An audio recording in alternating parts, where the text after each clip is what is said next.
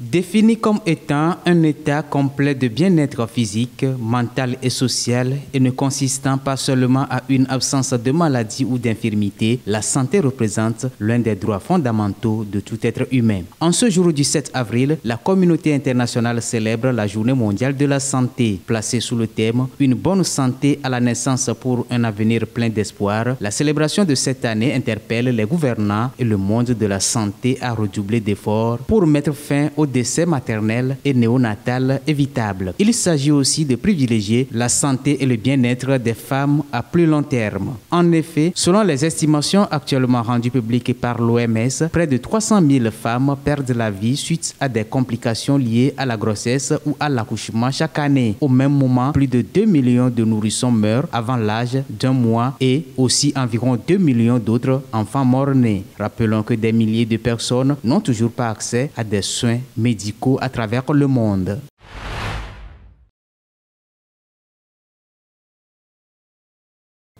Elles sont le plus souvent victimes de discrimination, de préjugés, de persécutions et d'agressions. Elles, ce sont des personnes atteintes d'albinisme. Le calvaire de ces personnes ont poussé certaines organisations à demander une étude sur les personnes atteintes d'albinisme au Togo. D'après les résultats de cette étude, 0,019% des Togolais sont atteints d'albinisme avec des disparités entre les régions du pays. Pris sur une échelle de 100 000 habitants, les personnes atteintes d'albinisme sont au nombre de 390 dans la région des Plateaux et faisant de cette région la plus peuplée par des personnes atteintes d'albinisme. La région des Savanes a la population albinos la plus faible sur toute l'étendue du territoire avec une population de 200 personnes pour 100 000 habitants. Sur le plan socio-géographique, la population des personnes atteintes d'albinisme est majoritairement jeune avec 62,78% d'entre elles à n'avoir pas encore atteint les 25 ans. Seulement 11% de ces personnes excèdent les 45 ans. Quant aux adolescents de 1 à 15 ans, ils font 43% de cette population. Malheureusement, les personnes atteintes d'albinisme au Togo ont une activité qui implique une exposition journalière aux rayons ultraviolets sans protection adéquate, précise l'étude. Elle fait noter aussi que plus de la moitié de ces personnes n'ont pas de revenus mensuels et la moitié de ces personnes atteintes d'albinisme sont des femmes. En tout, c'est 1521 personnes qui sont atteintes d'albinisme au Togo en 2024, avec une prévalence de 18,60%.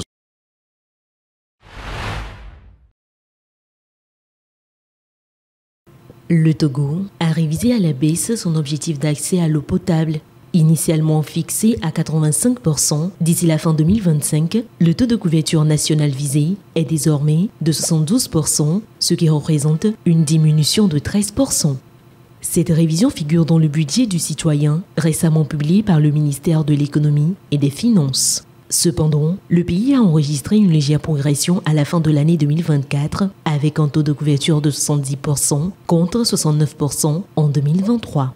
D'après le document officiel, la couverture en milieu rural devrait atteindre 79% en 2025 contre 76,51% l'année précédente. En milieu semi-urbain, ce taux devrait passer de 60% à 63%, tandis qu'en milieu urbain, il progresserait de 72% à 79%. Pour atteindre ces objectifs, plusieurs projets en cours doivent être poursuivis. L'exécutif prévoit notamment la construction de 388 forages équipés de pompes à motricité humaine dans les régions de la Kara et des Savanes pour un coût estimé à 3 milliards de francs CFA. En outre, 205 postes d'eau autonomes seront installés, nécessitant un investissement d'environ 4 milliards de francs CFA. Bien que les raisons de cette révision à la baisse n'aient pas été détaillées, l'objectif d'une couverture universelle d'ici 2030 reste intact. Dans cette optique, pour l'année 2025, le gouvernement prévoit de poursuivre ses efforts avec un budget de 19 milliards de francs CFA inscrit dans la loi de finances, actuellement en cours d'exécution.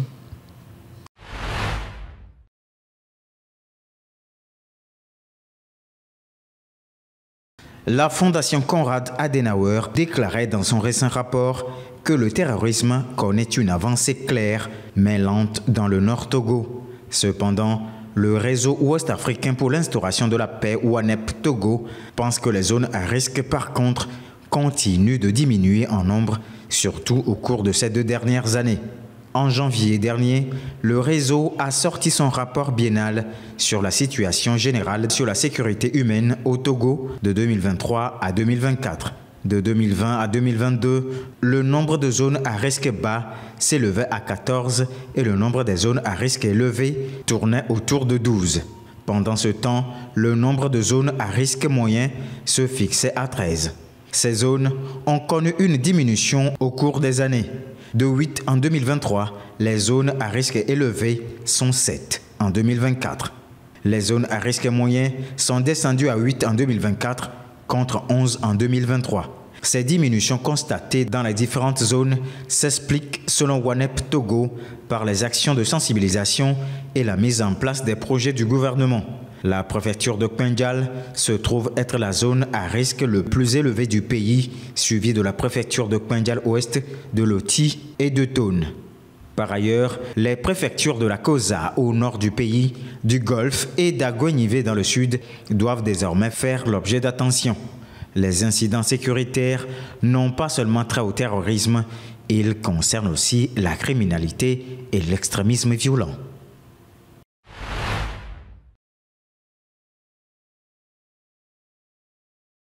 L'Organisation mondiale de coopération et de développement économique OCDE a publié le 24 mars dernier les tendances des facilitations des échanges mondiaux. Intitulé OECD Trade Facilitation Indicators Monitoring Policies Up to 2025, le rapport pointe l'Afrique subsaharienne comme étant la région qui a réalisé la meilleure progression à l'échelle mondiale dans le domaine de la facilitation des échanges commerciaux entre 2022 et 2024. Le rapport a suivi l'évolution de 11 indicateurs clés relatifs aux procédures aux frontières applicables aux produits entrant dans le pays et ceux sortant du pays, notamment la disponibilité des informations, l'implication de la communauté des commerçants, l'anticipation des décisions, les procédures de recours, les redevances et impositions, la simplification et l'harmonisation des documents, l'automatisation des procédures aux frontières, entre autres. En Afrique subsaharienne, les indicateurs de facilitation des échanges couvrent 39 pays. Le taux de progression moyen de la région entre 2022 et 2024 s'est établi à 6,5%, soit le niveau le plus élevé à l'échelle planétaire. Elle est suivie du Moyen-Orient et de l'Afrique du Nord avec 4,7% de progression. L'Asie centrale a réalisé la plus faible progression avec 3,1%. Le classement général des pays les plus performants dans le domaine de la facilitation des échanges diffère de celui des pays les plus réformateurs au cours des 2 dernières années. L'Alliance des États du Sahel, incluant le Mali, le Burkina Faso et le Niger, a décidé dimanche de rappeler ses ambassadeurs d'Algérie. Ce geste fait suite à l'abattage d'un drone malien par les forces algériennes. Un geste qualifié d'irresponsable et de violation du droit international par l'AES. Le Premier ministre malien Abdoulaye Maïga conteste les affirmations algériennes selon lesquelles le drone aurait pénétré leur espace aérien. Pour le Mali, cet incident démontrerait un soutien algérien au terrorisme. En réponse, Bamako a convoqué l'ambassadeur algérien et annoncé son retrait d'un partenariat militaire de 15 ans. Cette crise accentue les tensions croissantes entre le Mali et l'Algérie, aux relations déjà détériorées depuis plusieurs années. En décembre 2023, les 2 pays avaient rappelé leurs ambassadeurs. Le Mali reproche à l'Algérie des liens avec des groupes terroristes, particulièrement dans les zones frontalières. Les pourparlers entre le gouvernement congolais et la rébellion du M23 soutenue par le Rwanda commencent ce 9 avril à Doha au Qatar.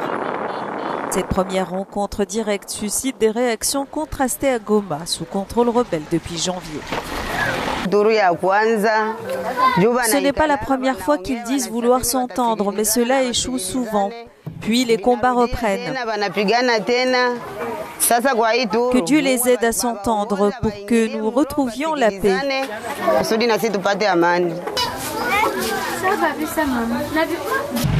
Certains habitants gardent espoir que ces négociations mettront fin à la violence qui sévit au nord de la RDC depuis des années. Je crois qu'ils trouveront une solution. Je demande au gouvernement congolais et aux occupants de s'entendre. Sinon, la population risque de mourir de faim.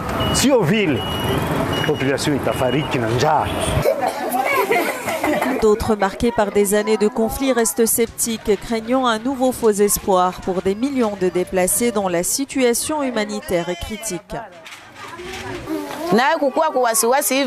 Vivre dans la peur est terrible.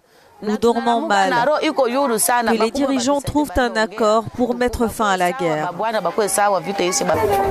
Le M23, qui a toujours réclamé des négociations directes avec Kinshasa, est considéré par le président Félix Tshisekedi comme lié au Rwanda. Cette rencontre à Doha pourrait marquer un tournant. Une avancée très majeure depuis le début de cette crise. Il y avait effectivement cette méfiance entre les deux parties au conflit. Pour cette fois, il y a une volonté de pouvoir engager des discussions directes. Je pense que ça porte une lueur d'espoir. Un deuxième élément, je pense que ces discussions sont trop prometteuses. Contrairement au processus de Luanda et de Nairobi, pour cette fois, la médiation a tenu sur la discrétion et la confidentialité. Le M23, après un retrait stratégique de Walikale, reste présent à Goma et Bukavu, deux villes clés. Les discussions à Doha seront cruciales pour l'avenir de la région et le sort de millions de personnes affectées par le conflit.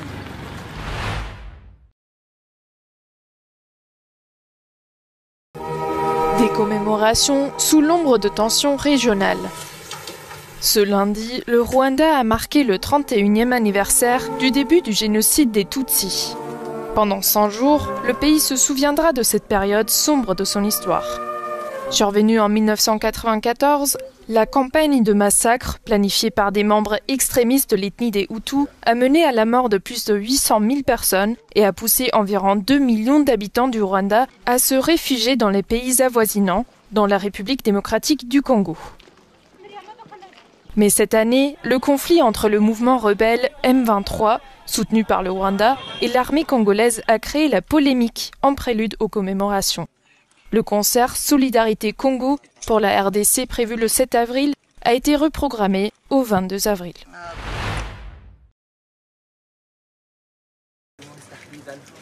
Au moins 32 Palestiniens ont été tués dans des frappes aériennes israéliennes à Gaza, principalement des femmes et des enfants.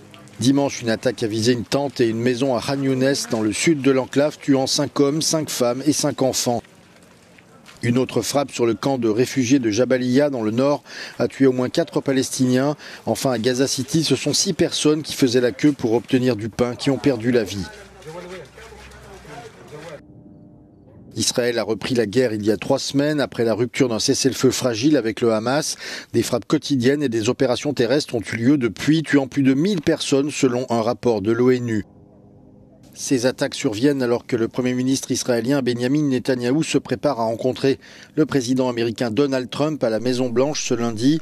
Benjamin Netanyahou a déclaré qu'il informerait le président américain des derniers développements et discuterait des prochaines étapes de la guerre.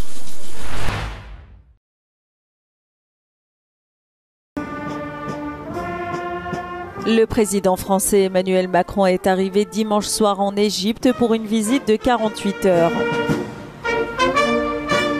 Il a été accueilli par le président égyptien Abdel Fattah al-Sisi. Les deux présidents se sont entretenus lundi matin au sujet de la situation au Proche-Orient.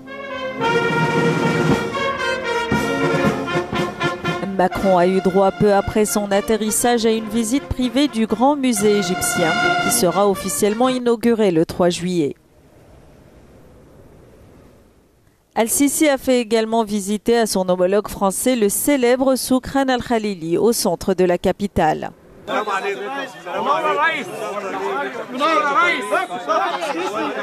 Macron et Al-Sisi rejoindront lundi après-midi le roi Abdallah II de Jordanie pour un sommet trilatéral sur la situation à Gaza. Ce mardi, Emmanuel Macron se rendra dans le port égyptien d'Al Arish, à 50 km à l'ouest de la bande de Gaza, afin d'y rencontrer des travailleurs humanitaires.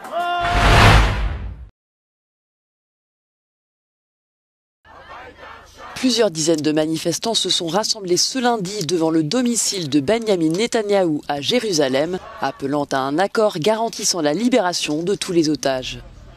Ce rassemblement marque les 18 mois écoulés depuis l'attaque du 7 octobre. La grand-mère d'un otage a saisi cette occasion pour adresser un message au Premier ministre israélien.